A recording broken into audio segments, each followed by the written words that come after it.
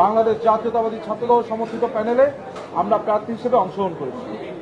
স্বল্প সময়ের প্রচারণাকালে আপনারা সকলে আমাদেরকে যে আন্তরিকতা দেখিয়েছেন তার জন্য আমরা আপনাদের প্রতি কৃতজ্ঞ।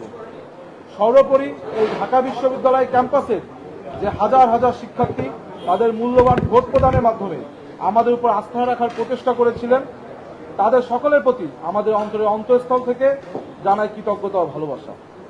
একই সাথে ঢাকা বিশ্ববিদ্যালয় তথা সারা বাংলাদেশে বাংলাদেশ জাতীয়তাবাদী ছাত্রদলের সকল স্তরের নেতাকর্মীগণ সহ বাংলাদেশী জাতীয়তাবাদী আদর্শে বিশ্বাসী প্রতিটি মানুষকে যারা আমাদেরকে নিঃশর্ত সমর্থন দিয়ে গেছেন এবং এখনো দিয়ে যাচ্ছেন তাদের প্রতিও আমরা বিশেষভাবে কৃতজ্ঞতা জ্ঞাপন করছি। আমরা যারা বাংলাদেশী জাতীয়তাবাদী আদর্শে বলিয়ান হয়ে ছাত্র রাজনীতি করি, আমরা তো শিক্ষার্থীদের কল্যাণে নিজেদেরকে উৎসর্গ করার জন্য এই রাজনীতিকে বেছে নিয়েছি। অথচ বিগত জুলাই আগস্টের গণ অভ্যুত্থানের পর থেকে একটি বিশেষ মহল রাজনৈতিক ফায়দা হাসিলের উদ্দেশ্যে আমাদেরকে আপনাদের সামনে নানান নেতিবাচক উপায়ে উপস্থাপন করার অব্যাহত অপচেষ্টা চালিয়েছে।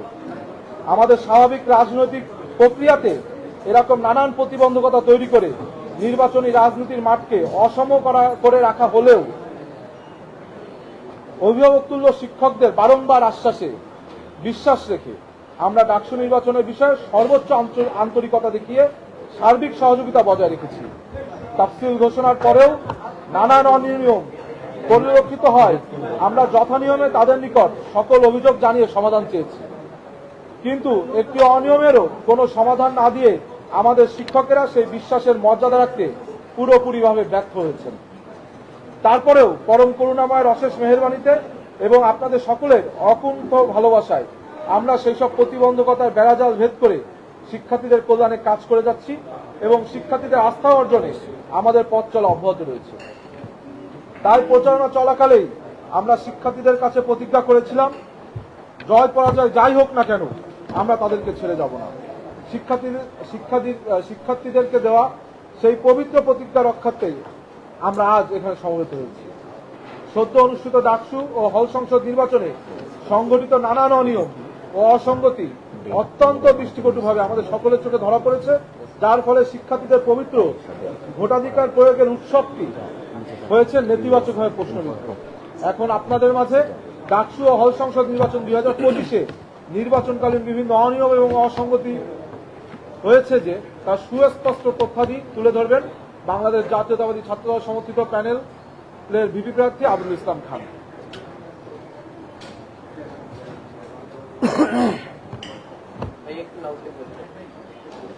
বিসমিল্লাহির রহমানির রহিম। প্রিয় সাংবাদিক ভাই ও বোনেরা, খুব অল্প সময়ে দিনরাত চেষ্টা করে আমরা যেমনভাবে চেষ্টা করেছি, আপনারাও আপনাদের জায়গা থেকে দিনরাত চেষ্টা করে এই নির্বাচন আয়োজন করার সর্বোচ্চ প্রচেষ্টা করেছেন। এই জন্য আপনাদের কাছে আবারও আমরা কৃতজ্ঞতা জ্ঞাপন করছি। ডাকসু নির্বাচন পরবর্তী সময়ে আপনারা বিভিন্নভাবে আমাদের অবস্থান সম্পর্কে জানতে চেয়েছেন, আমাদেরকে বিভিন্নভাবে আপনারা মেসেজ পাঠিয়েছেন। আমরা আপনাদেরকে বলেছিলাম যে আমরা একটা প্রক্রিয়ার মধ্য দিয়ে যাচ্ছি, খুব দ্রুতই নির্বাচন সম্পর্কে আমরা আমাদের আনুষ্ঠানিক অবস্থান আপনাদেরকে জানাবো। তো নির্বাচন শেষ হয়েছে, প্রায় 2 সপ্তাহ হতে চলল। আমরা আমাদের জায়গা থেকে যে অভিযোগগুলো এসেছে, যেগুলোর প্রমাণ আমরা পেয়েছি, সেগুলোর সম্পর্কে ঢাকা বিশ্ববিদ্যালয় নির্বাচন কমিশন এবং ঢাকা বিশ্ববিদ্যালয় প্রশাসনের কাছে আমরা লিখিত আবেদন জানিয়েছি। লিখিত আবেদন জানানোর পরে আমরা দেখতে পাচ্ছি যে সেখানে কালক্ষেপণ হচ্ছে, আমাদেরকে অ্যাভয়েড করে চলার একটা চেষ্টা তারা করে যাচ্ছে। যারই ফলশ্রুতিতে নিয়মের মধ্য দিয়ে একটি সময় পার করার পরে যে অভিযোগগুলো তাদেরকে জানিয়েছি, সেই অভিযোগগুলো আপনাদেরকে জানানোর প্রয়োজন বোধ করছি। যারই ফলশ্রুতিতে আজকে আমরা এই সংবাদ সম্মেলনের আহ্বান করেছি এবং আমি ডাকসু হল সংসদ নির্বাচন 2025-এ নির্বাচনকালীন অনিয়ম ও অসঙ্গতির বিষয়ে আমাদের অবস্থান স্পষ্ট করছি। 1, ভোটারকে নির্দিষ্ট প্যানেলের পক্ষে ভোট দেয়া ব্যালট পেপার সরবরাহ এবং ভোটার উপস্থিত হবার আগেই ভোটার তালিকায় উপস্থিতির স্বাক্ষর দিয়ে দেয়া সহ নানাবিধ জালিয়াতির সংবাদ নির্বাচন চলাকালীন সময়ে গণমাধ্যমে প্রকাশিত হয়েছে।